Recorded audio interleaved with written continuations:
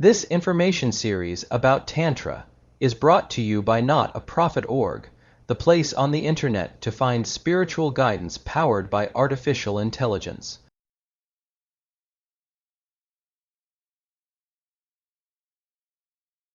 Anahata. Anahata chakra is a deep red lotus of 12 petals, situate above the last and in the region of the heart, which is to be distinguished from the heart, lotus facing upwards of 8 petals, spoken of in the text where the patron deity Ishtadevata is meditated upon. Air, evolved from ether, is the tattva of the former lotus. On the 12 petals are the vermilion varnas Kang, Kong, Gang, Gang, Ngang, Cheng, Ch Hang, Jang, J Hang, Nyong, Tang, Thang, and the 12 vriddhis Vide Anti, namely Asha hope, Chinta care, anxiety, Cheshta endeavor, Mamata sense of mindness, Dambha arrogance or hypocrisy, Vikalata languor, Ahankara conceit, Viveka discrimination, Lalata covetousness, Kapitata duplicity, Vitarka indecision, Anutapa regret. A triangular mandala within the pericarp of this lotus of the luster of lightning is known as the Trikona Shakti. Within this mandala is a red Vanalinga called Narayana or Hiranyagarbha, and near it Ishvara and his Shakti Bhuvaneshvari. Ishvara, who is the overlord of the first 3 chakra, is of the color of molten gold, and with his 2 hands grants blessings and dispels fear. Near him is the 3-eyed Kakini Shakti, lustrous as lightning, with 4 hands holding the noose and drinking cup and making the sign of blessing and that which dispels fear. She wears a garland of human bones. She is excited, and her heart is softened with wine. Here also are several other Shakti, such as Kalaratri, as also the Vija of air Vayu or Vang. Inside the lotus is a 6-cornered smoke-colored mandala and the circular region of smoke-colored Vayu, who is seated on a black antelope. Here, too, is the embodied Atma Jivatma, like the tapering flame of a lamp, Vishuddha.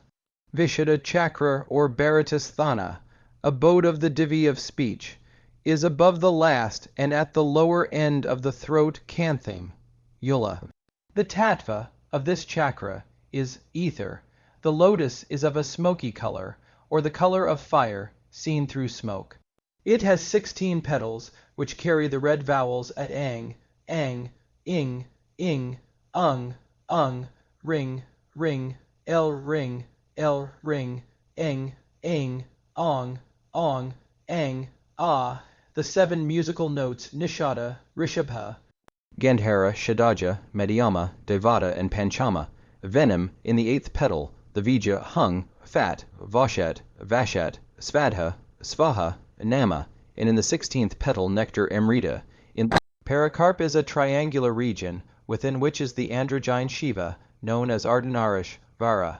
There also are the region of the full moon and ether, with its Vija hang, the Akasham. Andala is transparent and round in shape. Akasha himself is here dressed in white, and mounted on a white elephant. He has 4 hands, which hold the noose Pasha, the elephant, hook and kusha, and with other he makes the mudra which grant blessing and dispel fear.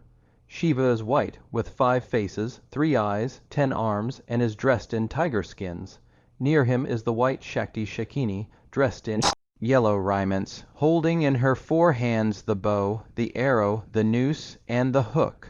Above the chakra, at the root of the palate Tilumula, is a concealed chakra called Lalana, and in some Tantra's Kala chakra, it is a red lotus with 12 petals, bearing the following vriddhi shraddha faith, santosha contentment, aparad, a sense of error, dana self-command, mana anger, sneha affection, shoka sorrow, grief, keda dejection, shadata purity, arati detachment, samprama agitation, urmi appetite, desire, Ajna.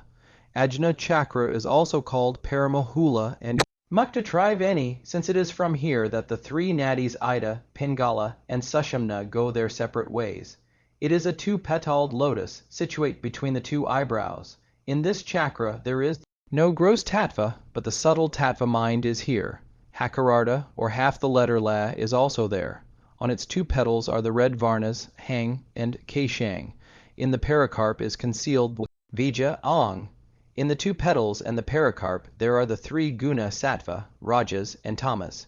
Within the triangular mandala in the pericarp there is the lustrous tejo, maya linga in the form of the pranavakriti, which is called Uttara. Para-Shiva, in the form of hangsa hang-sarupa, is also there with his Shakti Siddha Kali. In the three corners of the triangle are Brahma, Vishnu, and Maheshvara, respectively. In this chakra there is the white Hakini Shakti, with 6 heads and 4 hands, in which are Jnana mudra, a skull, a drum demaru, and a rosary, Sahasrara Padma. Above the Ajna chakra there is another secret chakra, called Manas chakra. It is a lotus of 6 petals, on which are Shabda, Jnana Sparsha, Jnana Rupa, Jnana Agrano, Palabdhi, Rasapabhoga, and Svapna, or the faculties of hearing, touch, sight, smell, taste, and sleep, or the absence of these. Above this, again, there is another secret chakra, called Soma chakra. It is a lotus of 16 petals, which are also called 16 kala. These kala are called Kripa, mercy, Amriju, to gentleness, Dharya, patience, composure, Vairagya, dispassion, Driti, constancy, Sampat, prosperity, Hasya, cheerfulness, Romancha, rapture, thrill, Vinaya, sense of propriety, humility, Dhyana, meditation, Sastharata, quietude, restfulness, Gambhirya, gravity, Adhyama, enterprise, effort, Akshabha, emotionlessness, Audurya, magnanimity, and Ekagrata, concentration. Above this last chakra is the house without support, Niralamba Puri, where yogis see the radiant Ishvara. Above this is the pranava shining like a flame, and above pranava the white crescent nada, and above this last the point Vindu. There is then a white lotus of 12 petals with its head upwards, and over this lotus there is the ocean of nectar Sudhisagara, the island of gems mani, Divipa, the altar of gems mani, Pitha, the forked lightning, like lines A, Ka, Tha, and therein Nada and Vindu. On Nada and Vindu, as an altar, there is the Parama-hangsa, and the latter serves as an altar for the feet of the Guru. There the Guru of all should be meditated. The body of the Hangsa on which the feet of the Guru rest is Jain, Yanamaya. Wings Agama and Nigama, the 2 feet Shiva and Shakti, the beak Pranava, the eyes and throat Kamakala. Close to the 1000-petaled lotus is the 16th digit of the moon, which is called Amakala, which is pure red and lustrous like lightning, as fine as a fiber of the lotus, hanging downwards, receptacle of the lunar nectar. In it is the crescent Nirvana Kala, luminous as the sun, and finer than the 1000th part of a hair. This is the Ishtadevata of all. Near Nirvana Kala is Paraman, Urvanish Shakti, infinitely subtle, lustrous as the sun, creatrix of Tattva, Jnana. Above it are Vindu and Visarga Shakti, root and abode of all bliss. Sahasrara Padma, or 1000-petaled lotus of all colors, hangs with its head downwards from the Brahmar, Andhra above all the chakra. This is the region of the first cause, Brahmaloka, the cause of the 6 preceding causes. It is the great sun, both cosmically and individually, in whose effulgence Parama-Shiva and Adya-Shakti reside. The power is the Vachoka Shakti or Saguna Brahman, holding potentially within itself the gunas, powers, and planes. Parama-Shiva is in the form of the great ether Paramakasharupi, the supreme spirit Paramatma, the son of the darkness of ignorance. In each of the petals of the lotus are placed all the letters of the alphabet, and whatever there is in the lower chakra or in universe Brahmanda exist here in potential state, Avyaktabhava. Shaivas call this place Shiva. Esthana, Vaishnavas, Paramapura Russia, Shaktas, Divyasthana, the Sankhya sages Prakriti, Purusha, Esthana. Others call it by other names such as Hari, Hara, Esthana, Shakti, Esthana, Parama-Brahma, Parama-hangsa, Parama-jayati, Kula, Esthana, and Parama-Shiva Akula, but whatever the name, all speak of the same. The 3 temperaments. The Tantras speak of 3 temperaments, dispositions, characters bhava, or classes of men, namely, the Pashubhava animal, Virabhava heroic, and Divyabhava diva-like or divine. These divisions are based on various modifications of the guna V. anti as they manifest in man jiva. It has been pointed out that the analogous Gnostic classification of men as material, psychical, and spiritual correspond to the three guna of the Sankhya darshana.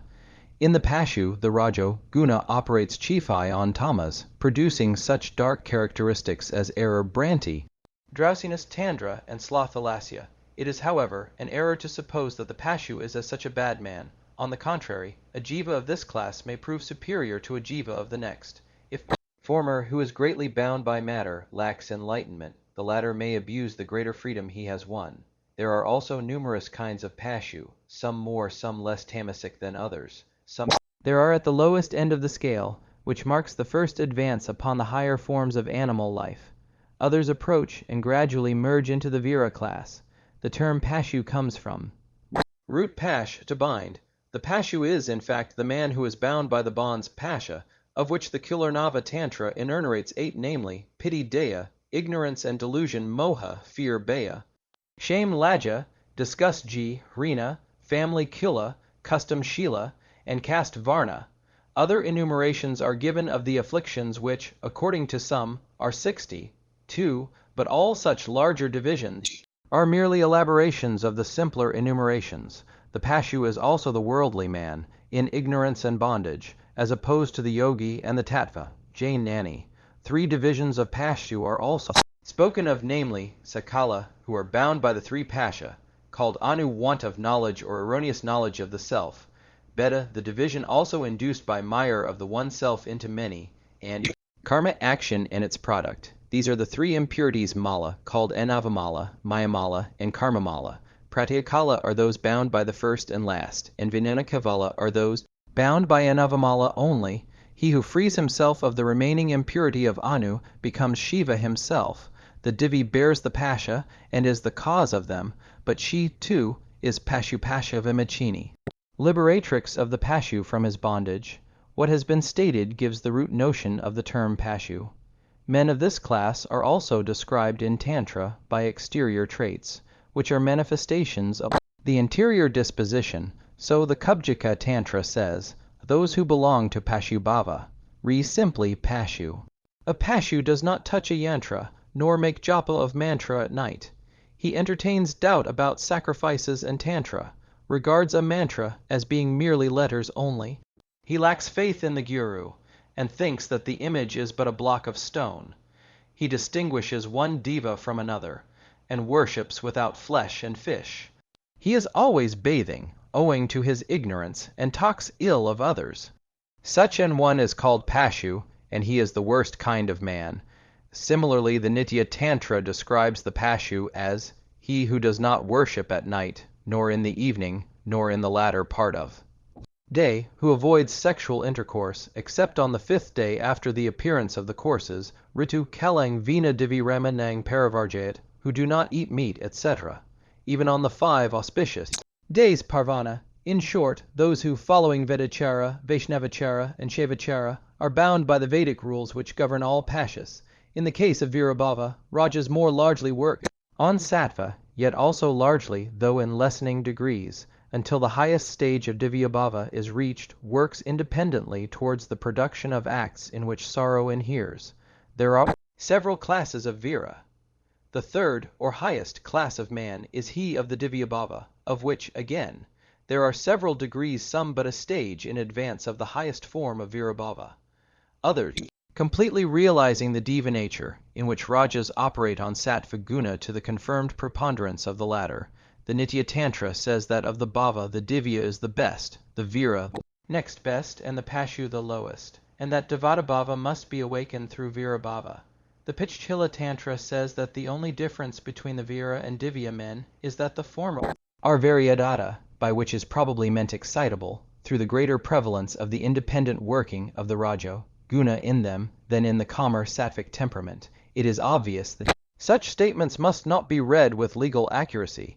There may be, in fact, a considerable difference between a low type of vira and the highest type of divya, though it seems to be true that this quality of adatta which is referred to is the cause of such differences, whether great or small.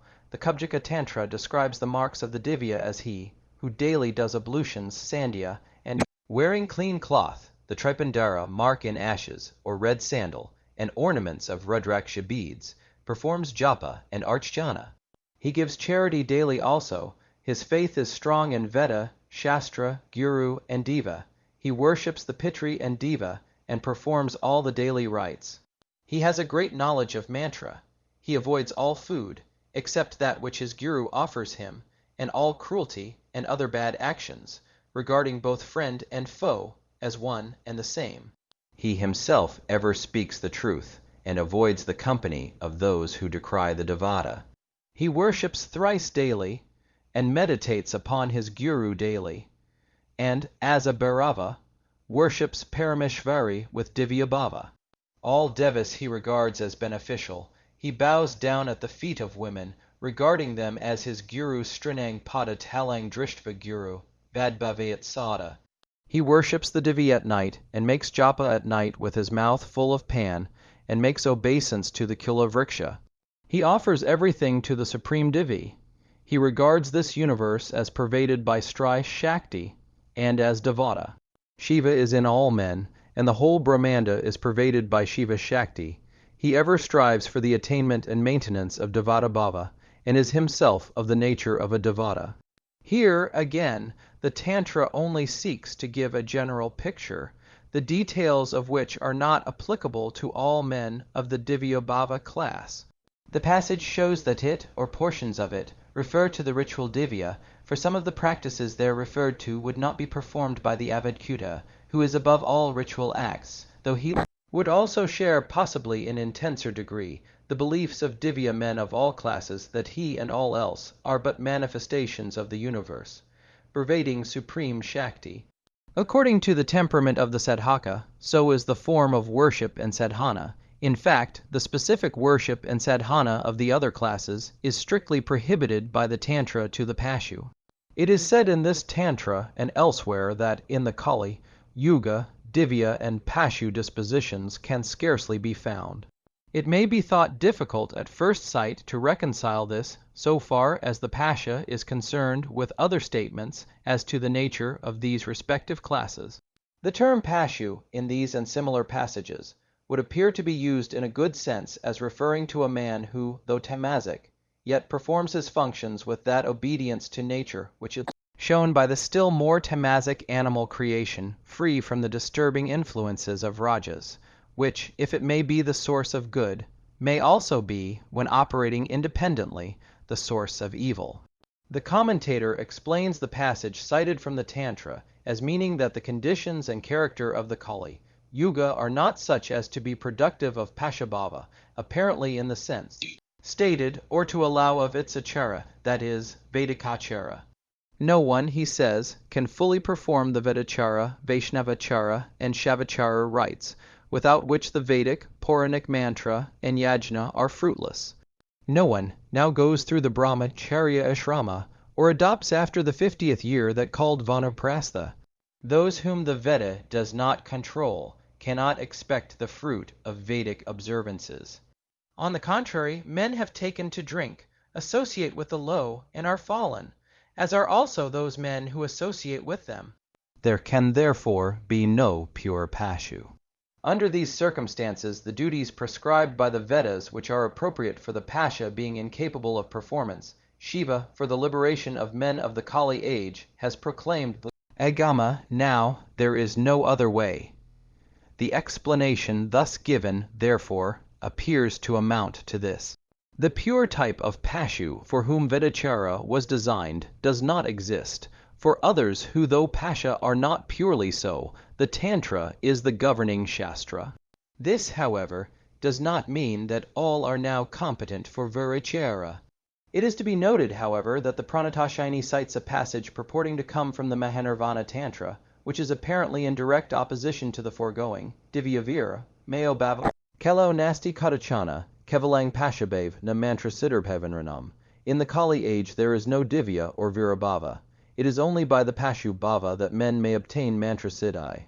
This matter of the bhava prevalent in the Kali-yuga has been the subject of considerable discussion and difference of opinion, and is only touched upon here. Guru and Shishya, The guru is the religious teacher and spiritual guide to whose direction orthodox Hindus of all divisions of worshippers submit themselves. There is in reality but one guru. The ordinary human guru is but the manifestation on the phenomenal plane of the Adi, Natha Mahakala, the supreme guru abiding in Kailasa. He it is who enters into and speaks with the voice of the earthly guru at the time of giving mantra. Guru is the root mala of diksha imitation. Diksha is the root of mantra. Mantra is the root of devata, and devata is the root of siddhi. The Dhammala Tantra says that mantra is born of guru and devata of mantra, so that the guru occupies the position of a grandfather to the Ishtadevata. It is the guru who initiates and helps, and the relationship between him and the disciple, shishya, continues until the attainment of monistic siddhi. Manu says, "Of him who gives natural birth, and of him who gives knowledge of the Veda, the giver of sacred knowledge is the more venerable father, since second or divine birth ensures life to twice, born in this world and the next. The Shastra is, indeed, full of the greatness of Guru. The Guru is not to be thought of as a mere man." There is no difference between Guru, mantra, and diva. Guru is father, mother, and Brahman. Guru, it is said, can save from the wrath of Shiva, but none can save from the wrath of the Guru. Attached to this greatness there is, however, responsibility, for the sins of the disciple recoil upon him. 3 lines of Guru are worshipped: heavenly Divyanga, Siddha Siddhanga, and human Manavanga. The Kali-Guru are 4 in number, viz. the Guru Para, Maguru, Para-Para-Guru, Parameshti Guru, each of these being the Guru of the preceding one. According to the Tantra, woman with the necessary qualifications may be a guru and give initiation. Good qualities are required in the disciple, and according to the Saris, Angraha, a guru should examine and test the intending disciple for a year. The qualifications of a good disciple are stated to be good birth, purity of soul Shuddhatma, and capacity for enjoyment, combined with desire for liberation, Purashar, the Parayana.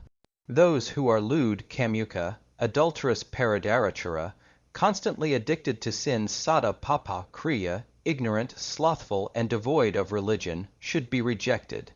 The perfect Sadhaka who is entitled to the knowledge of all Shastra is he who is pure, minded, whose senses are controlled Jaitendriya, who is ever engaged in doing good to all beings, free from false notions of dualism, attached to the speaking of, taking shelter with, and living in the supreme unity of the Brahman.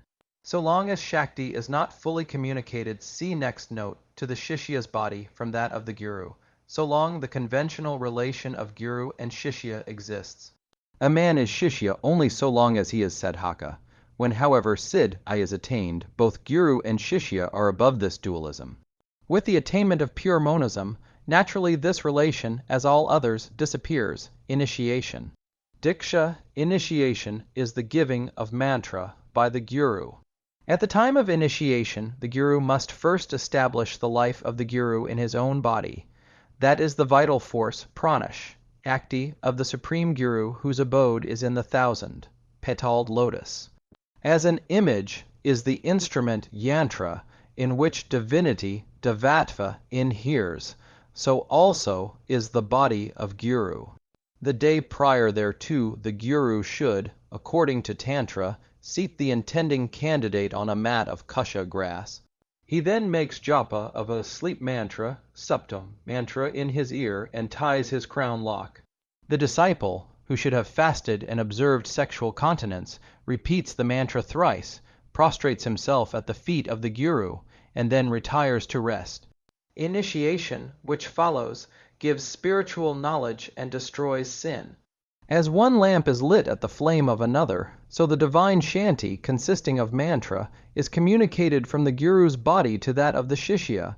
Without daksha, japa of the mantra, puja, and other ritual acts are said to be useless. Certain mantra are also said to be forbidden to Shudra and women.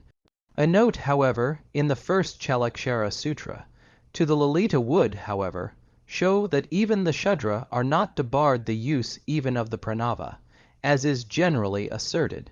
For according to the Kalika Purana, when dealing with svara or tone, whilst the Udatta, Anudatta, and Prachita are appropriate to the first of these castes, the svara, called Akara, with Anasvara, and Nada is appropriate to Shudra, who may use the pranava, either at the beginning or end of mantra, but not, as the Divya may, at both places.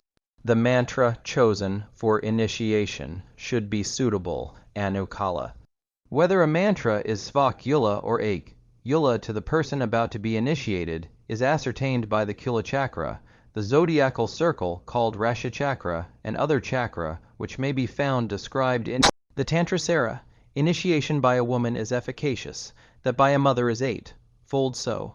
Certain special forms of initiation, called abhisheka, are described in the next note. Abhisheka is of 8 kinds, and the forms of abhisheka, which follow the first at later stages, mark greater and greater degrees of initiation. The first Shaktabhisheka is given on entrance into the path of sadhana. It is so called because the Guru then reveals to the Shishya the preliminary mysteries of Shakti, Tattva. By it the Shishya is cleansed of all sinful or evil Shakti or proclivities, and acquires a wonderful new Shakti. The next Purnabhisheka is given in the stage beyond Dakshinachara, when the disciple has qualified himself by pure asharana and other practices to receive it. Here the real work of sadhana begins, asana, yama, etc. Strengthen the disciple's determina, tian pratena, to persevere along the higher stages of sadhana. The third is the difficult stage commenced by Krama Dikshabhisheka, in which it is said the great Vishuddha became involved, and in which the Rishi Vishvamitra acquired Brahma, Jnana, and so became a Brahmana. The sacred thread is now worn round the neck like a garland. The Shishya, then undergoing various ordeals pariksha, receives Samrajyabhisheka and Mahasamrajyabhisheka, and at length arrives at the most difficult of all stages introduced by Yoga Dikshabhisheka. In previous stages the sadhaka has performed the Panchanga Purash Harana, and with the assistance of his guru with whom he must constantly reside, and whose instructions he must receive direct, he does the Panchanga Yoga, that is, the last 5 limbs of the Ashtanga. He is thereafter qualified for Purna-Dikshabhisheka, and following that Maha Purna Dikshabhisheka, sometimes called Virajya Grahanabhisheka. On the attainment of perfection in this last grade, the sadhaka performs his own funeral rite shraddha, makes Purnahuti with his sacred thread and crown lock. The relation of guru and shishya now ceases. From this point he ascends by himself until he realizes the great saying, Saham, I am he. At this stage, which the Tantra calls Jivan, Mukta liberated whilst yet living, he is called Parama-hangsa. Sadhana is that which produces Siddh v. It is the means or practice by which the desired end may be attained, and consists in the exercise and training of the body and psychic faculties, upon the gradual perfection of which Siddh follows, the nature and degree of which, again, depends upon the progress made towards the realization of the Atma, whose veiling vesture the body is. The means employed are various, such as worship puja, exterior or mental, shastric learning, austerities tapas, the panchatattva, mantra, and so forth. Sadhana takes on a special character, according to the end sought. Thus, sadhana for Brahma, jnana, which consists in the acquisition of internal control shama over buddhi, manas, and ahankara, external control dhamma over the 10 indriya, discrimination between the transitory and the external, and renunciation both of the world and heaven svarga, is obviously different from that prescribed for, say, the purposes of the lower magic. The sadhaka and sadhika are respectively the man or woman who perform sadhana. They are, according to their physical, mental, and moral qualities, divided into 4 classes: Amridu, Madhya, Adhimatraka, and the highest Adhimatrama, who is qualified adhikari for all forms of yoga. In a similar way, the Kala division of worshippers are divided into the Prakriti, or common Kala following Virachara, addicted to ritual practice, and Sadhana, with Panchatattva.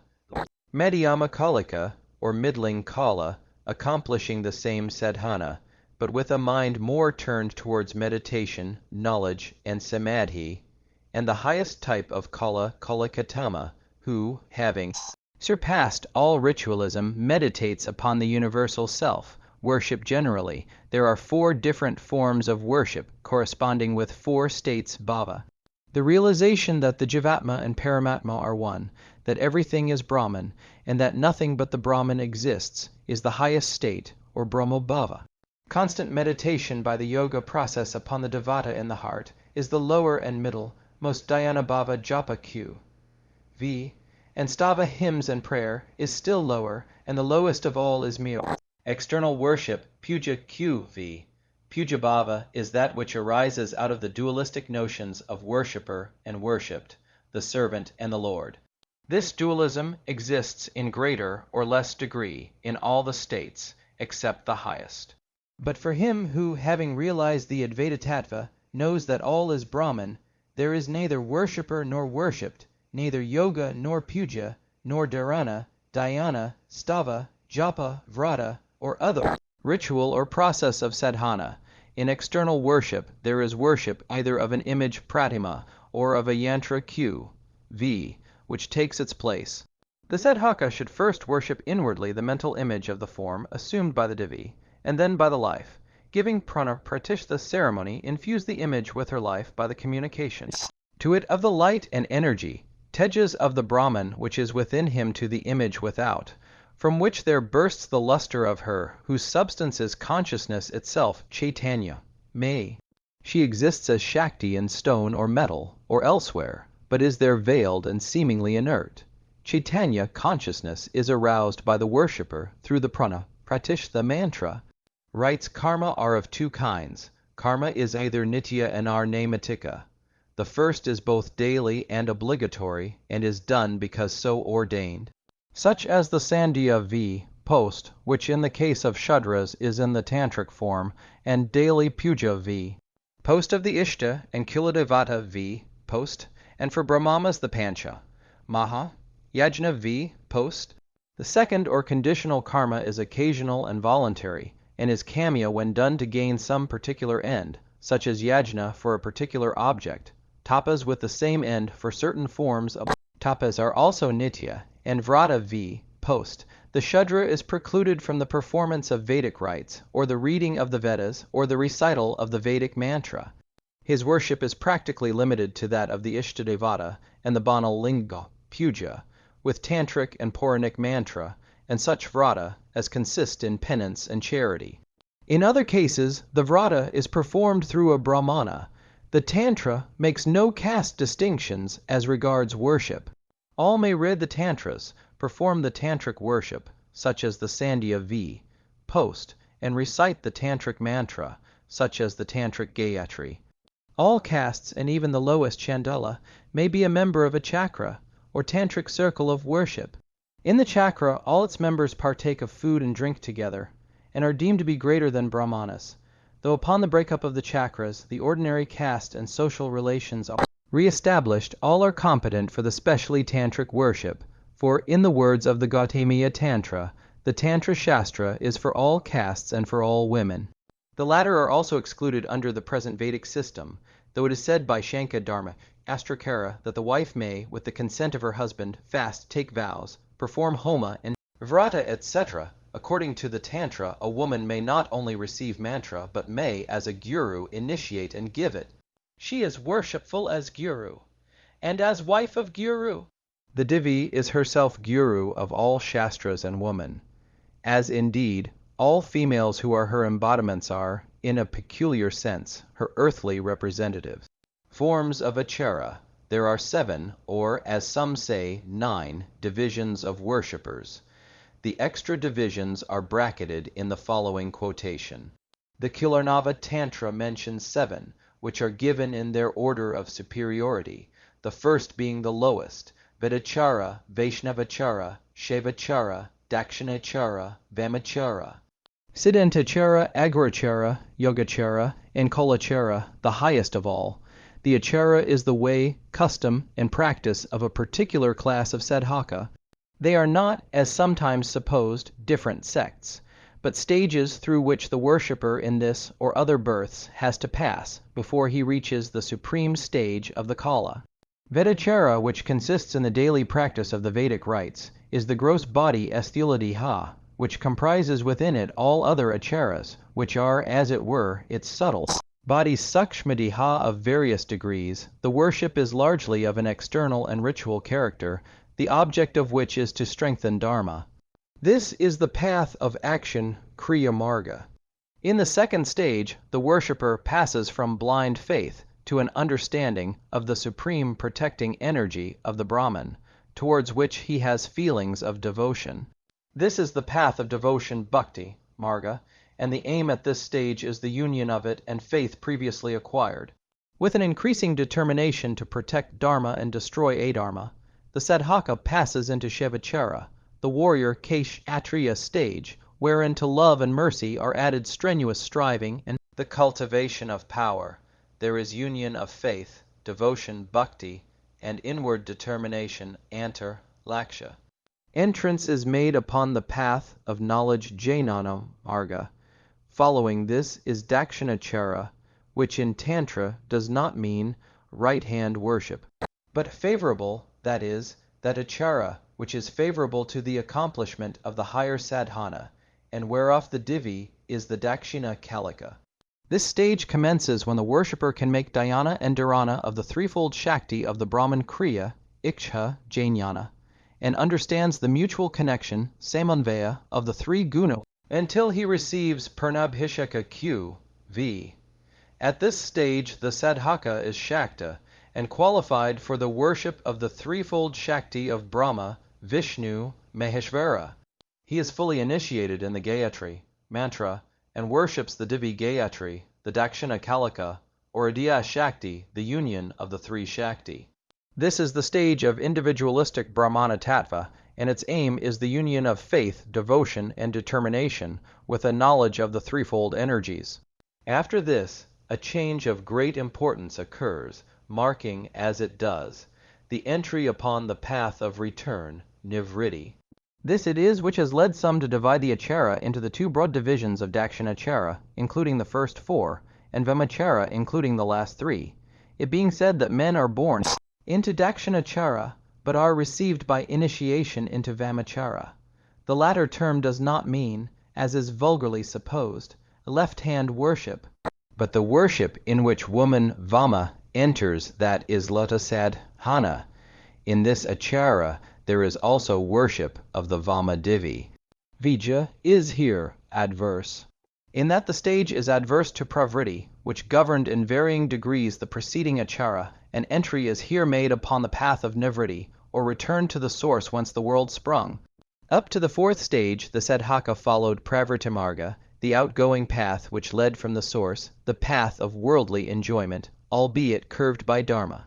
At first unconsciously and later consciously, sadhana sought to induce nivrit, which, however, can only fully appear after the exhaustion of the forces of the outward current.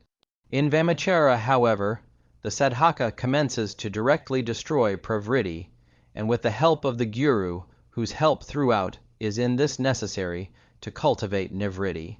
The method at this stage is to use the force of pravritti in such a way as to render them self-destructive. The passions which bind may be so employed as to act as forces where, by the particular life of which they are the strongest manifestation, is raised to the universal life. Passion, which has hitherto run downwards and outwards to waste, is directed inwards and upwards and transformed to power. But it is not only the lower physical desires of eating, drinking, and sexual intercourse which must be subjugated. The sadhaka must at this stage commence to cut off all the 8 bonds pasha, which mark the pashu which the Kularnava Tantra enumerates as piti daya, ignorance moha, shame laja, family kula, custom shila, and caste varna. When Shri Krishna stole the clothes of the bathing gopi and made them approach him naked, he removed the artificial coverings which are imposed on man in the samsara. The gopi were 8, as are the bonds pasha, and the errors by which the jiva is misled are the clothes which Shri Krishna stole. Freed of these, the jiva is liberated from all bonds arising from his desires, family, and society. He then reaches the stage of Shiva, Shivatva.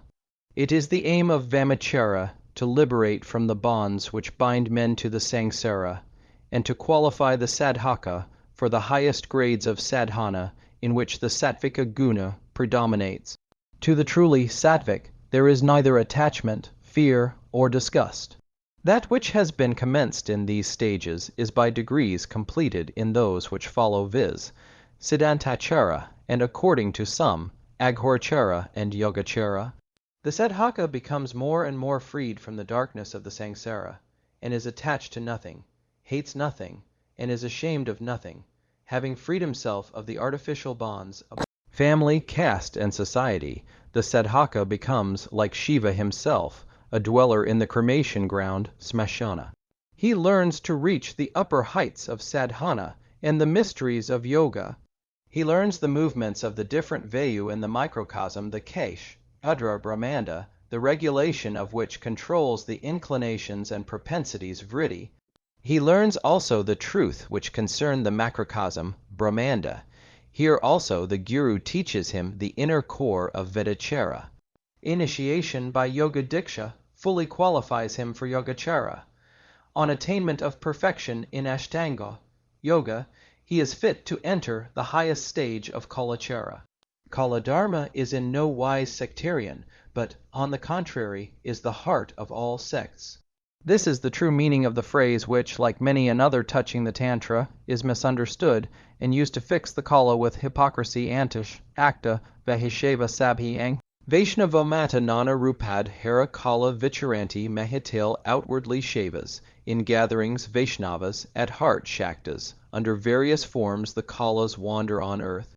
A Kala is one who has passed through these and other stages, which have as their own inmost doctrine, whether these worshippers know it or not, that of Kalachara. It is indifferent what the Kala's apparent sect may be, the form is nothing and everything. It is nothing in the sense that it has no power to narrow the Kala's own inner life. It is everything in the sense that knowledge may infuse its apparent limitations with an universal meaning. So, understood, form is never a bond. The Vishuddha Tantra says of the Kala that, for him there is neither rule of time nor place. His actions are unaffected either by the phases of the moon or the position of the stars. The Kala roams the earth in differing forms, at times adhering to social rules shishta, he at others appears, according to their standard, to be fallen brashta. At times, again, he seems to be as unearthly as a ghost, Buddha or Pishacha. To him no difference is there between mud and sandal paste, his son and an enemy, home and the cremation ground. At this stage the sadhaka attains to Brahma, Jnana, which is the true gnosis in its perfect form. On receiving Mahaparnadaksha, he performs his own funeral rites and is dead to the samsara. Seated alone in some quiet place, he remains in constant samadhi and attains its nirvikalpa form. The Great Mother, the Supreme Prakriti Mahashakti, dwells in the heart of the sadhaka, which is now the cremation ground wherein all passions have been burnt away. He becomes a parama-hangsa, who is liberated whilst yet living javan, mukta. It must not, however, be supposed that each of these stages must necessarily be passed through by each jiva in a single life. On the contrary, they are ordinarily traversed in the course of a multitude of births. The weaving of the spiritual garment is recommenced where in a previous birth it was dropped on death. In the present life, a sadhaka may commence at any stage. If he is born into Kalachara, and so is a Kala in its fullest sense, it is because in previous births he has by sadhana, in the preliminary stages, won his entrance into it. Knowledge of Shakti is, as the Narayana Tantra says, acquired after many births, and according to the Mahanirvana Tantra, it is by merit acquired in previous births that the mind is inclined to Kalachara mantra, shabda or sound, which is of the Brahman, and as such the cause of the Brahmanda, is the manifestation of the Chit Shakti itself. The Vishuddha Tantra says that Tha-para Brahman, as Shabda Brahman, whose substance is all mantra, exists in the body of the Jivatma. It is either unlettered Dvani or lettered Varna. The former, which produces the latter, is the subtle aspect of the jiva's vital Shakti. As the Prapanchasara states, the Brahmanda is pervaded by Shakti, consisting of Dvani, also called Nada, Prana, and the like. The manifestation of the gross form, Sthula of Shabda, is not possible unless Shabda exists in a subtle, Sakshma form. Mantras are all aspects of the Brahman and manifestations of Kula-Kundalini. Philosophically, Shabda is the guna of Akasha, or ethereal space. It is not, however, produced by Akasha, but manifests in it. Shabda is itself the Brahman. In the same way, however, as in outer space, waves of sound are produced by movements of air vayu. So in the space within the jiva's body, waves of sound are produced according to the movements of the vital air, prana, vayu, and the process of inhalation and exhalation. Shabda first appears at the Muladhara, and that which is known to us as such is, in fact, the Shakti which gives life to the jiva. She it is who, in the Muladhara, is the cause of the sweet, indistinct, and murmuring Dvani, which sounds like the humming of a black bee. The extremely subtle aspect of sound which first appears in the Muladhara is called para. Less subtle, when it has reached the heart, it is known as Pashyanti. When connected with Buddhai, it becomes more gross and is called Madhyama. Lastly, in its fully gross form, it issues from the mouth as Vaikari. As Kula-Kundalini, whose substance is all Varna and Dvani, is but the manifestation of, and herself the Paramatma, so the substance of all mantra is Chit, notwithstanding their external manifestation, as sound, letters, or words. In fact, the letters of the alphabet, which are known as Akshara, are nothing but the yantra of the Akshara, or imperishable Brahman. This, however, is only realized by the Sadhaka when his Shakti, generated by Sadhana, is united with the mantra Shakti. It is the Sthula or gross form of Kula-Kundalini appearing in different aspects as different Devata, which is the presiding Devata Adhishthatri of all mantra, though it is the subtle or Sakshma form at which all Sadhakas aim. When the mantra Shakti is awakened by Sadhana, the presiding Devata appears, and when perfect mantra Siddh, I is acquired, the Devata, who is Satchidananda, is revealed. The relations of Varna, Nada, Vindu, vowel, and consonant in a mantra indicate the appearance of Devata in different forms. Certain vibhuti or aspects of the Devata are inherent in certain Varna, but perfect Shakti does not appear in any but a whole mantra. Any word or letter of the mantra cannot be a mantra. Only that mantra, in which the playful Devata has revealed any of her particular aspects, can reveal that aspect, and is therefore called the individual mantra of that one of her particular aspects. The form of a particular Devata, therefore, appears out of the particular mantra of which that Devata is the Adhishthatri Devata. A mantra is composed of certain letters arranged in definite sequence of sounds, of which the letters are the representative signs. To produce the designed effect, mantra must be intoned in the proper way, according to Svara rhythm and Varna sound. Their textual source is to be found in Veda, Purana, and Tantra. The latter is essentially the mantra Shastra, and so it is said of the embodied Shastra that Tantra, which consists of mantra, is the Paramatma. The Vedas are the Jivatma, Darshana, systems of philosophy are the senses, Puranas are the body, and Smriti are the limbs. Tantra is thus the Shakti of consciousness, consisting of mantra. A mantra is not the same thing as prayer or self, dedication Atman, Ivdana. Prayer is conveyed in what words the worshipper chooses and bears its meaning on its face. It is only ignorance of Shastric principle, which supposes that mantra is merely the name for the words in which one expresses what one has to say to the divinity. If it were, the Sadhaka might choose his own language without recourse to the eternal and determined sounds of Shastra. A mantra may, or may not, convey on its face its meaning. Bija seed mantra, such as Aing, Kling, Shring, have no meaning, according to the ordinary use of language. The initiate, however, knows that their meaning is the own form, Svarupa, of the particular Devata, whose mantra they are, and that they are the Dvani which makes all letters sound, and which exists in all which we say or hear. Every mantra is, then, a form Rupa of the Brahman.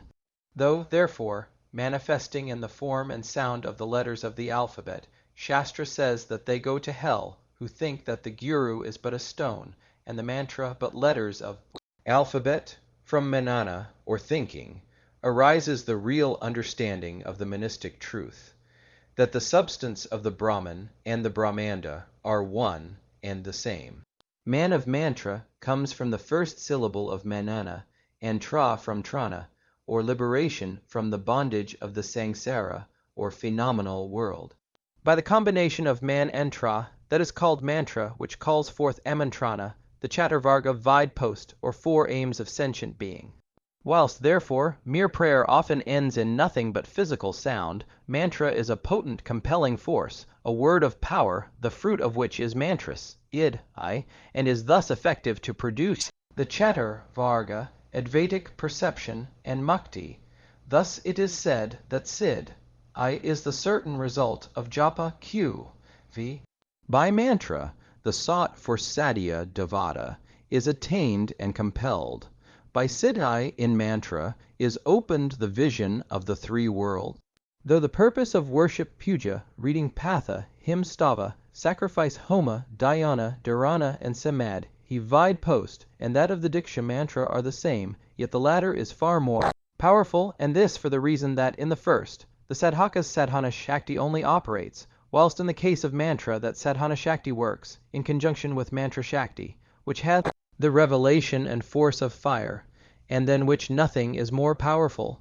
The special mantra which is received at initiation diksha is the vija, or seed mantra, sown in the field of the sadhaka's heart, and the tantric sandhya, nyasa, puja, and the like are the stem and branches upon which hymns of praise, stuti and prayer and homage vandana are the leaves and flower, and the kavacha, consisting of mantra, the fruit. Mantra are solar sora and lunar samya, and are masculine, feminine, or neuter. The solar are masculine and lunar feminine. The masculine and neuter forms are called mantra. The feminine mantra is known as vidya. The neuter mantra, such as the Puranic mantra, ending with nama, are said to lack the force and vitality of the others. The masculine and feminine mantra end differently. Thus hung, fat are masculine terminations, and thang, or svaha, are feminine ones. The Nitya Tantra gives various names to mantra, according to the number of their syllables, a 1-syllabled mantra being called pinda, a 3-syllabled one kartari, a mantra with 4 to 9 syllables vija, with 10 to 20 syllables mantra, and mantra with more than 20 syllables mala. Commonly, however, the term vija is applied to monosyllabic mantra. The tantric mantras called vija seed are so named because they are the seed of the fruit, which is siddhi, and because they are the very quintessence of mantra. They are short, unetymological vocables such as shring, kring, hung, ang, fat, etc., which will be found throughout the text. Each devata has his or her vija. The primary mantra of a devata is known as the root mantra, mula mantra. It is also said that the word mula denotes the subtle body of the devata, called kamakala. The utterance of a mantra without knowledge of its meaning or of the mantra method is a mere movement of the lips and nothing more. The mantra sleeps. There are various processes preliminary to, and involved in, its right utterance, which processes again consist of mantra, such as purification of the mouth mukashad, hana, purification of tongue jivishad, hana, and of the mantra ashachabanga, kaluka, nirvana, setu, nidrabanga, awakening of mantra, mantra chaitanya, or giving of life or vitality to the mantra. Mantrarthabhavana, forming of mental image of the divinity. There are also 10 samskara of the mantra. Dipani is 7 japa of the vija, preceded and followed by 1. Where shring is employed instead of ong, it is prana, yoga. Yoni mudra is meditation on the guru in the head, and on the Ishtadevata in the heart, and then on the yoni, rupa bhagavati from the head to the muladhara, and from the muladhara to the head, making japa of the yoni vija, eng 10 times. The mantra itself is devata. The worshipper awakens and vitalizes it by chichakti, putting away all thought of the letter, piercing the 6th chakra, and contemplating the spotless one. The Shakti of the mantra is the Vachaka Shakti, or the means by which the Vakya Shakti, or object of the mantra, is attained. The mantra lives by the energy of the former. The Saguna Shanti is awakened by sadhana and worshipped, and she it is who opens the portals whereby the Vakya Shakti is reached. Thus, the mother in her Saguna form is the presiding deity Adhish-thatri Devata of the Gayatri mantra. As the Nirguna formless one, she is its Vakya Shakti. Both are in reality one and the same, but the jiva, by the laws of his nature and its three guna, must first meditate on the gross Sthula form before he can realize the subtle Sakshma form, which is his liberator. The mantra of a Devata is the Devata. The rhythmical vibrations of its sounds not merely regulate the unsteady vibrations of the sheaths of the worshipper, thus transforming him, but from it arises the form of the Devata, which it is. Mantra Siddh is the ability to make a mantra efficacious and to gather its fruit, in which case the mantra is called Mantra Siddha. Mantra are classified as Siddha, Sadhya, Susiddha, and Ari, according as they are friends, servers, supporters, or destroyers, a matter which is determined for each sadhaka by means of chakra calculations.